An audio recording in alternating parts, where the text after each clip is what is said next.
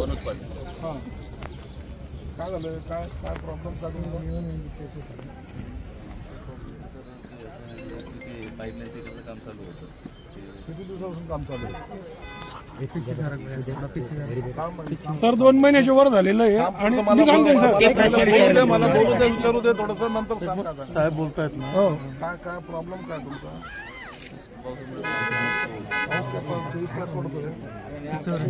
खड्डा किती महिन्यापासून? मग का थांबलं काय? काम का थांबलं? मदत थोडंसं इश्यू होता, रिझॉल्व्ह झाला होता. काय इश्यू होता? ते थोडंसं इन्व्हेस्टमेंट होतं, ते क्लिअर केलं होतं त्यासाठी थोडंसं. अरे हे 15 फूट खड्डे हे तुमचं थांबलं काय? हे मला प्रश्न आहे माझा तुम्हाला. मग तुम्ही खड्डा का केलं 15 फुटाचं इथं? यहाचं कनेक्टिव्हिटी आहे, इकडे कनेक्टिव्हिटी आहे, काहीतरी टर्न आहे कनेक्टिव्हिटीसाठी खड्डा जरी केलं तर याला बॅरिकेडिंग कोणी जाऊ शकतं. ते काम तरी अनिवार्य जरी असेल, तुम्हाला 1-1.5 महिना जरी थांबला असेल ते काम लवकर आटपून घेणे आणि इकडे तुम्ही बॅरिकेडिंग लावून. सर तो खड्डा त्यासाठी नव्हता, ते सांगतात ते चुकीची माहिती आहे. मी इकडेच राहतो, मी ॲडव्होकेटच आहे. या गल्लीतनं जी ही पाईपलाईन पडली, इथे जे खड्डे खोदले गेले 15-20 दिवस ते खड्डे बुजवले गेले. बाजूला ड्रेनेज लाईन होती, ती ड्रेनेज लाईन अख्खी तोडली. त्याचं सगळं पाणी इथे येत होतं. हा नाला आहे नैसर्गिक, या नाल्याचं पाणी जेव्हा येत होतं आणि जेव्हा त्यांची पाईपलाईन इथे आली त्यावेळेस त्यांनी इथला पाण्याचा उपसा केला नाही, डायरेक्ट त्याच्यावरच माती टाकली. आणि ज्यावेळेस तिथलं सगळं पाणी आणि हे बंद झालं त्यांनी हा बाजूला खड्डा खोदला आणि त्यातलं पाणी इकडे टाकून त्या पाईपलाईनचं काम केलेलं आहे. तो जो पाईप गेलेला आहे तो म्हणजे हा जो खड्डा आहे ना, हा यांनी तिथलं पाणी उचलून टाकण्यासाठी पीछे सर व्हिडिओ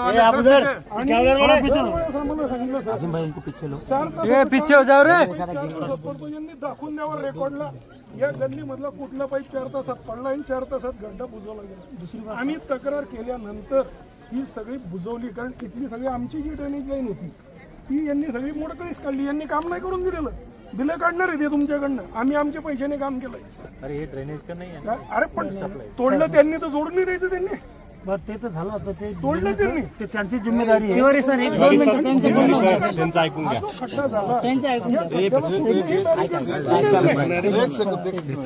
मुलाचा जीव गेलेला आहे. एक सेकंद थांबा ना. काय तुमचं काय म्हणणं आहे? कुठल्या याच्यावर कॉन्ट्रॅक्टरला विचारू द्या. काय तुमचं काय म्हणणं आहे? तर ते उशीर झाला होता का आमचा? काय तर त्यांनी जे सांगितलेले प्रॉब्लेम, त्या प्रॉब्लेमचा आणि या खड्ड्याचा पावसामुळं काम थांबलं. पावसाचा आणि खड्ड्याचा काही संबंध नाही अर्थार्थी, असं त्यांचं म्हणणं. तुमचं काय म्हणणं आहे? आमचं काम पावसामुळेच ते स्लो झालं. अरे बाबा, मी तुम्हाला काय, तुम्हाला कोण आहे? एमजीपीचे कोण आहे आणखी इथं? एमजीपीचं कोण आहे आणखीन? हो दांडा साहेब, एमजी कोणी आला का? एमजीपीचा फोन केले सर. हो निलेश आले नाही कोणी? इकडे पण आहे सर. तुमचे प्रसाद सरला बोले ना, सभी हुशार लोग, थोडा रुको ना. सर प्रसाद आलेला आहे साहेब आपला. कोण प्रसाद आहे? एमजीपीचा झाला. ए प्रसाद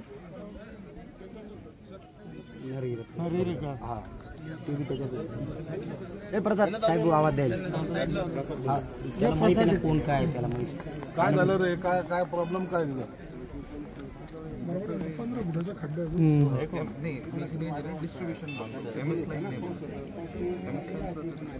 पाठक, हे जे झालेलं हे सगळी चुकी झालेली आहे तुमच्या लोकांची. आता जर कमिशनर साहेब जसं म्हणतात, तुम्ही जर खड्डा केला असेल तर बॅरिकेडिंग का नाही केली? बॅरिकेडिंग जर केली असती तर खूप पोरं गेले नसते. लहान मुलाला अक्कल नसते, तो खेळायच्या ह्याच्याने जात होतो. 15 फुटामध्ये एक लहान जीव गेला, त्याच्या कुटुंबावर काय बितले असेल. आता 3 वर्षाचं पोरग ह्याच्यामध्ये पडतं, ते मरतं, त्यांच्या घराला काही नाही ना, काही कुणाची काळजी करता का नाही करता तुम्ही लोक? ड्रेनेज लाईन काय तोडतायत, पाईपलाईन काय कुठं टाकतायत, तुम्हाला जसं वाटेल तसं करताय का? इनके ऊपर गुन्हा दाखल करो. 2 महीने से जीवीपी. एक सेकंड रुक जा रे बाबा, इनके ऊपर गुन्हा दाखल करो. ये इसी तरीके से अगर काम करेंगे तो ये तो बच्चे तो खेलने वाले, बच्चे को क्या है, जवाबदारी अपनी भी है ना। ये इशू करने वाली बात नहीं है पाठक जी। नीचे से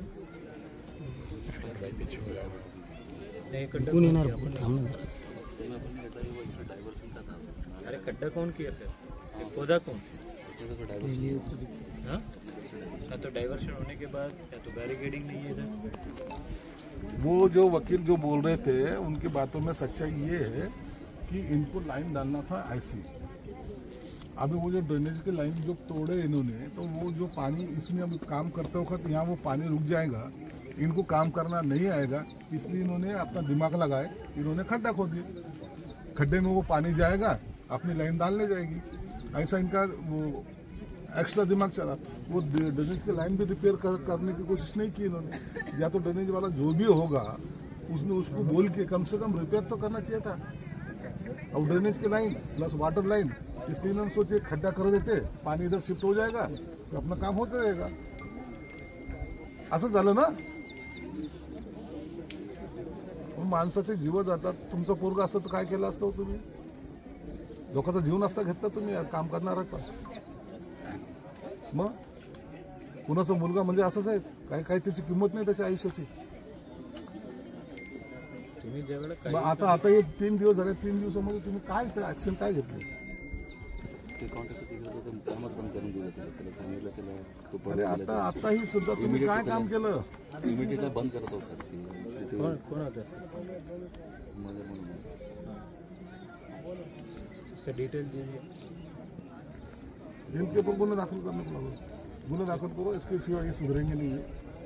ये यहाँ ही नहीं, यही नहीं, ये ड्रेनेज की लाइन भी जहाँ रास्ते खोदे ना, रास्ते जहाँ बनाए ना, वहाँ इन्होंने क्या किया, वो ड्रेनेज की लाइन डाले बीच में सेंटर में।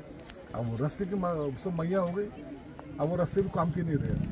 मतलब अपन अच्छा काम करने जाते, ये कोई तो उसके अंदर लाते, ये वाटर लाइन वालों पर वो वही काम। हालांकि इनको अपन साइड में दिए हुए, सब साइड छोड़े भी, जो दिल में आया वैसा काम करते हो।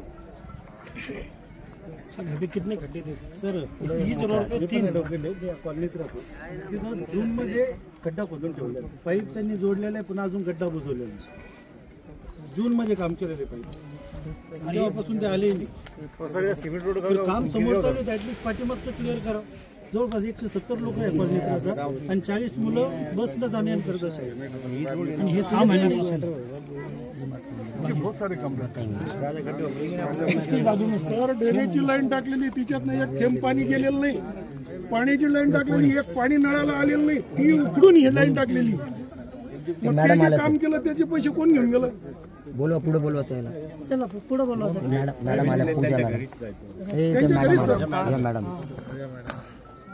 जहाँ जहाँ पे डिस्ट्रीब्यूशन लाइन में सर का ये कहना है कि जहाँ पे भी लाइन डाल रहे हैं वहाँ पे आपको खड्डा करना है। मामू इधर आओ, इधर आइलो सर को। सेफ्टी का आपका ध्यान ही नहीं। भाई बोलो, गिरी नहीं एखादा पीछे सर,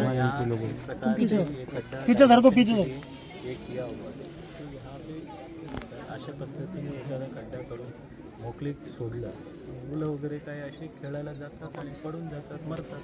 त्याची जिम्मेदारी कोणाची आहे? It is a responsibility of NGP as well as the contractor. आणि तुम्ही फिरून ज्या ज्या ठिकाणी खड्डा खोदता त्या ठिकाणी तुम्ही तुमच्याकडून दुर्लक्षित झालेलं आहे, आणि तुम्ही त्या ठिकाणी कारवाई करा आणि संबंधित